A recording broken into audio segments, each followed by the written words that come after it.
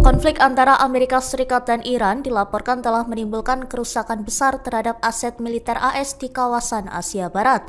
Serangan rudal dan pesawat tanpa awak menyebabkan korban jiwa serta kerugian material yang mencapai miliaran dolar.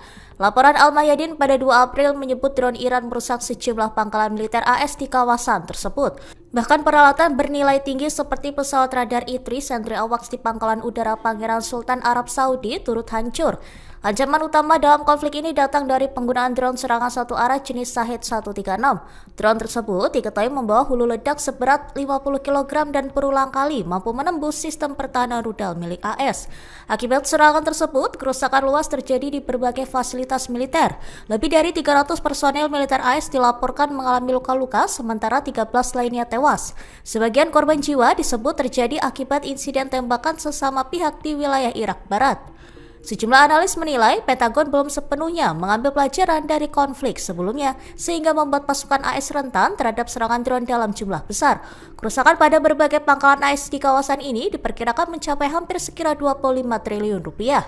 Militer Israel melaporkan negaranya menjadi sasaran rentetan rudal Iran pada Kamis 2 April, usai Presiden Amerika Serikat Donald Trump mengancam akan menghantam Republik Islam itu hingga kembali ke zaman batu dengan serangan militer yang lebih keras dalam 2 hingga 3 pekan ke depan. Beberapa gelombang peluncuran rudal dari Iran membuat sirene peringatan serangan udara berbunyi di wilayah utara dan tengah Israel. Sistem pertahanan udara Israel berupaya mencegat serangan tersebut, sementara pasukan keamanan menyelidiki sejumlah titik yang terdampak serangan rudal. Beberapa laporan menyebut kerusakan terjadi di beberapa lokasi akibat dampak bom klaster dari rudal yang meledak di udara. Sejumlah warga mengalami luka ringan, termasuk di kawasan Tel Aviv. Tak hanya itu, dalam serangan tersendiri di perbatasan utara, kelompok militan Hizbullah yang didukung Iran juga menembakkan roket dan mengoperasikan drone untuk menyerang wilayah Israel, memicu lebih banyak sirene serangan udara di daerah dekat Lebanon. Iran menolak tawaran gencatan senjata yang diajukan Amerika Serikat, menyatakan tuntutan Washington untuk mengakhiri konflik sebagai tidak realistis.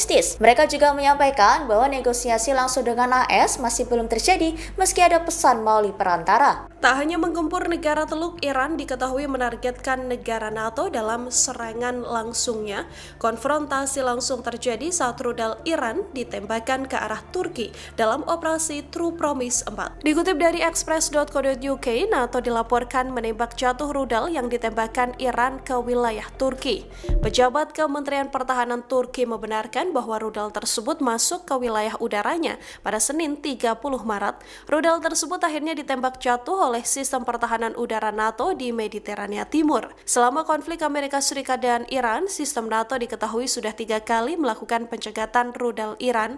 Ankara pun melayangkan protes kerasnya dan memperingatkan Teheran. Juru bicara NATO juga membenarkan bahwa NATO berusaha mencegat rudal Iran yang menuju Turki. Serangan terbaru ini terjadi setelah Presiden Amerika Serikat Donald Trump mengancam akan menghancurkan pembangkit listrik dan sumur minyak Iran. Di tengah ancaman Amerika Serikat ini, Washington juga melaporkan telah berupaya membuka dialog dan upaya gencatan senjata dengan Teheran. Namun, Iran terus membantah telah melakukan negosiasi dengan Amerika Serikat. Iran menegaskan bahwa pihaknya tak akan melakukan negosiasi apapun dengan Amerika Serikat selain penghentian perang. The conflict in the Middle East has now entered a second month, and while we're working at pace for de-escalation and peace, it is now clear that the impact of this war will affect the future of our country.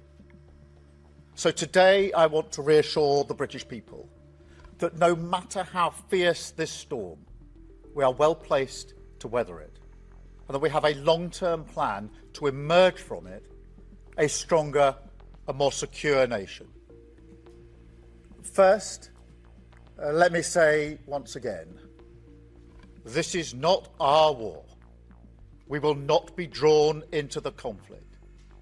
That is not in our national interest.